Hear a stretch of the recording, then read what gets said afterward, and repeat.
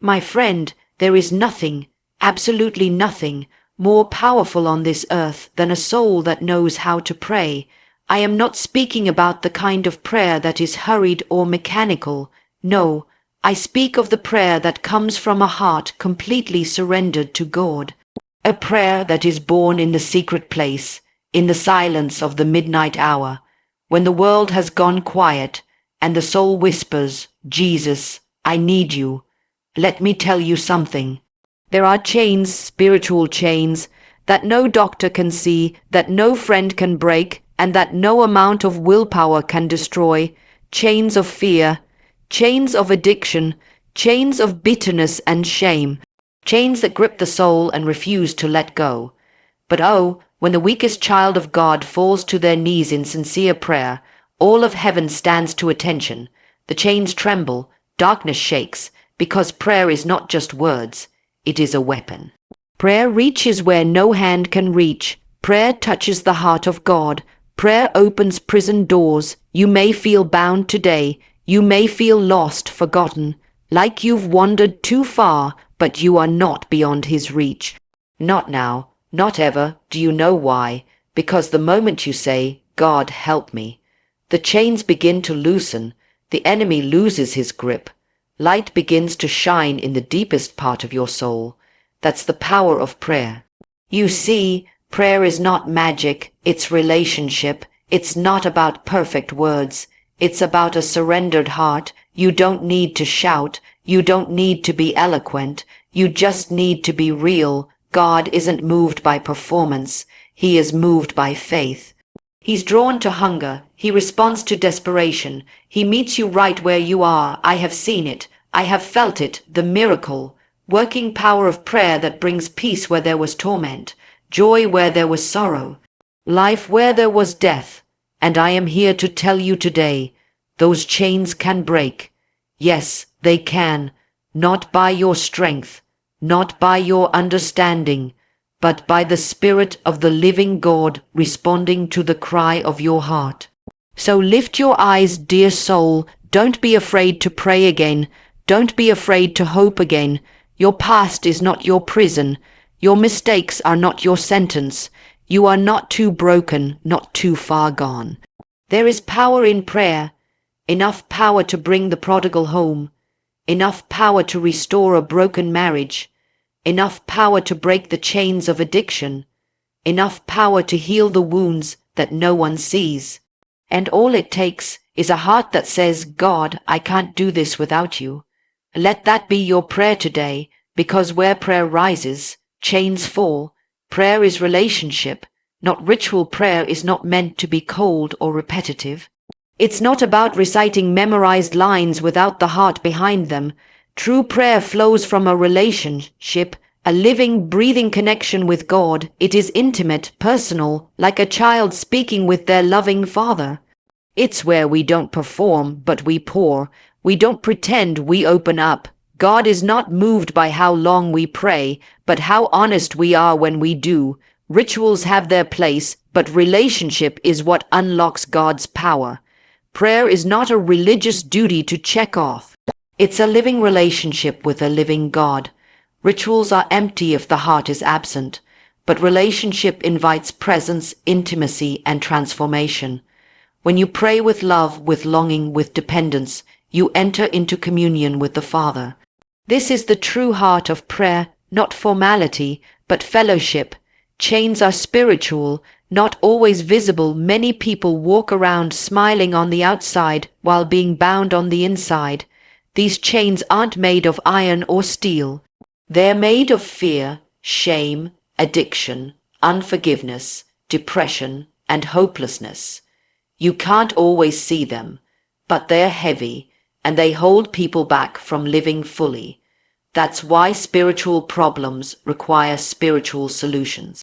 No amount of self-help can fix a soul that needs divine healing. Only prayer can go deep enough to break those unseen chains. Many people carry chains no one sees. They smile in public, but silently suffer. These chains are depression, guilt, lust, anxiety, bitterness. spiritual enemies that steal peace and joy. Because these are spiritual, they require a spiritual weapon. Prayer is that weapon. What is hidden in the spirit can only be healed by the spirit. Weakness in prayer invites God's strength. God isn't impressed by our strength. In fact, He works best through our weakness. When we come to Him in brokenness, not pretending to have it all together, that's when He shows up in power. When we say, "Lord, I can't do this without you," we open the door for His strength to carry us. Our weakness becomes a magnet for His mercy. It's in the moments when we feel the most helpless that prayer becomes the most powerful. You don't need to be strong to pray. You need to be honest. God is drawn to humility. When you come to Him weak, broken, exhausted, He doesn't reject you. He embraces you. His power is made perfect in weakness. Your weakness creates space for His strength to shine. It's not a failure to admit your limits. It's the beginning of your victory. Surrender is the secret to break. Through many people pray, but hold back parts of their heart. But real breakthrough happens when we surrender completely, not just our problems, but our pride, our plans, our pain. Surrender means letting go of control. It means trusting that God knows better than we do. When we fully surrender, God begins to move. Surrender doesn't weaken you. It frees you. It's the open door to miracles. Prayer without surrender is noise. But prayer with surrender releases heaven. Surrender is not giving up, it's giving over. You place your burdens, your timing, your will into the hands of God and say, "Have your way." That's when breakthroughs come, not when you try harder, but when you let go and trust deeper. Prayer activates heaven's power. Prayer is not a passive thing. When you pray, heaven responds, angels move, chains break, peace flows. Prayer isn't just talking, it's spiritual warfare. It changes atmospheres. It shifts destinies. Prayer may seem quiet in the natural, but it causes thunder in the spiritual realm. When we pray in faith, we are tapping into the very power that raised Christ from the dead. Every time you pray, you touch the supernatural. God's power is not far. Prayer brings it near. Your words in prayer may be soft, but they release spiritual fire. Things shift in the unseen, chains break, doors open, strongholds crumble. When you pray, all of heaven moves. You may not feel it immediately, but faith knows that heaven never ignores a cry from earth. Faith, not eloquence, moves God. You don't need fancy words to touch God's heart. He doesn't need a perfect speech. What He looks for is faith, a heart that believes even a little. A whisper of faith is louder in heaven than the longest religious speech. Many people think they're not spiritual enough to pray effectively. But God responds to faith, not performance. Even the prayer, "Lord, help me," when said in faith, shakes the gates of hell. God is not impressed by poetic prayers. He is moved by believing hearts. A whispered prayer of faith can do more than hours of empty words. What God looks for is trust. Even mustard seed faith. Say it simple, say it real, say it with faith. That's what unlocks miracles, not perfection. Just belief.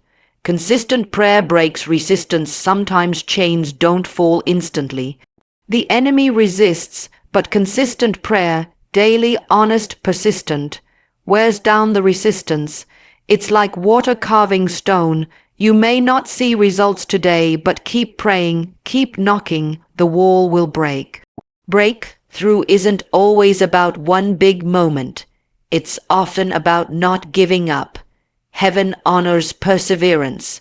God honors those who keep coming back. The enemy often resists you right before your breakthrough. That's why you must persist. Chains don't always fall in one prayer, but they do fall to persistent faith. Don't stop when you feel nothing. Don't quit when you see no change. Keep praying, keep knocking. God is not ignoring you. He is preparing you. Delay is not denial. Chains fall when hearts rise in faith. The moment you lift your heart in faith, even with trembling hands, the chains begin to weaken. It doesn't take perfection. It takes believing. Chains fall when you say, God, I trust you. I don't see the way, but I believe you are the way.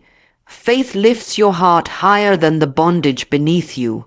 It puts you in a position to receive, and God never ignores faith. When hearts rise in faith, chains can't stay. Faith lifts your heart above your bondage, even in pain, even in confusion. Faith says, I still believe. And when that heart rises in hope, God responds. Chains can't stay where faith begins to breathe. The moment you believe, something starts to break. It may be quiet, but the chains feel it, and soon they fall.